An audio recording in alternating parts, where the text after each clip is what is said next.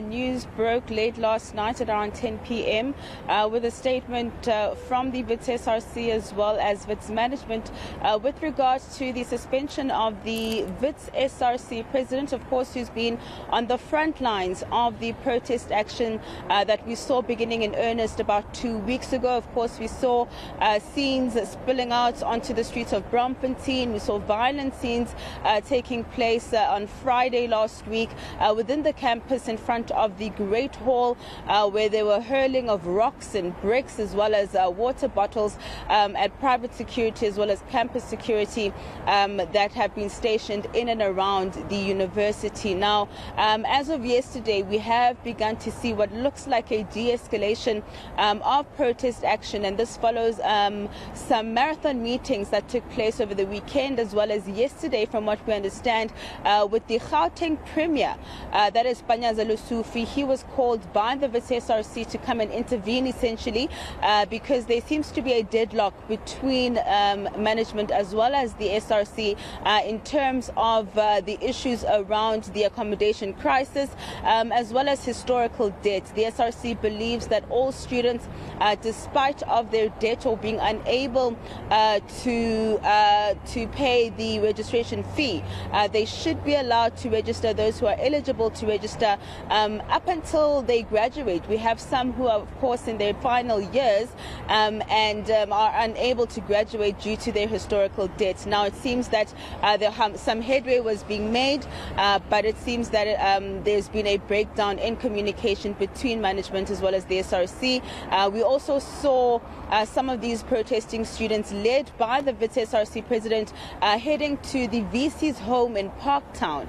And according to the university, the SRC president made some threats against the VC as well as his home. And since then, it seems that a decision has been made to suspend him. Let's just take a listen to what the Wits SRC president has had to say.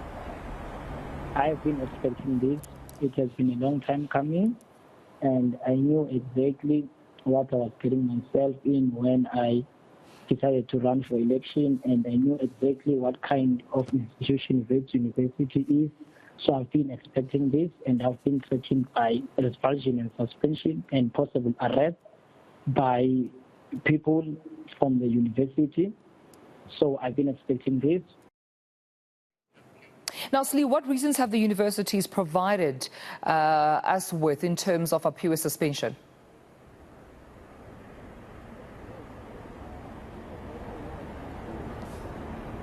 Slee, are you still with us?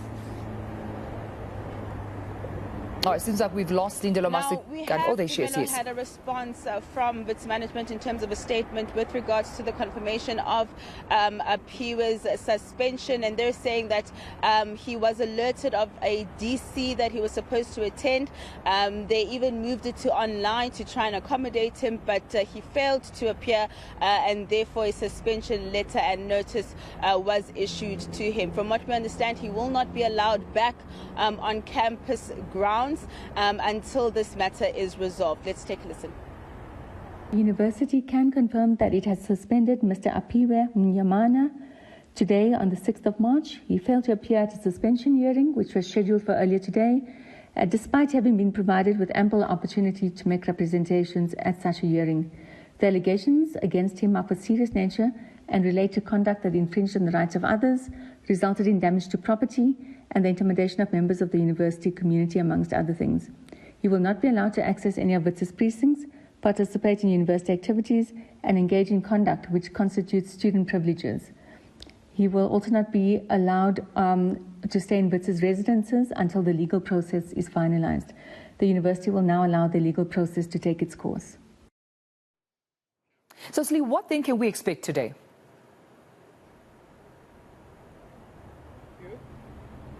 Now, Dumelo, it's still unclear exactly what we could see happening today, but we are expecting what seems to be perhaps a number of meetings that could take place between the SRC as well as NSFAS and the Higher Education Department. At this point, it was confirmed that it would take place today, but it seems that that may not happen given the latest developments. I spoke to one of the SRC members before I went on air, and they were saying that it seems that they're negotiating in bad faith. We know that there are plans to perhaps continue with blockading some roads in and around the Wits precinct, and possibly continuing with protest action inside the university, but we will be monitoring the situation to see how it unfolds. But at this point, it's still quite calm inside as well as outside of the university.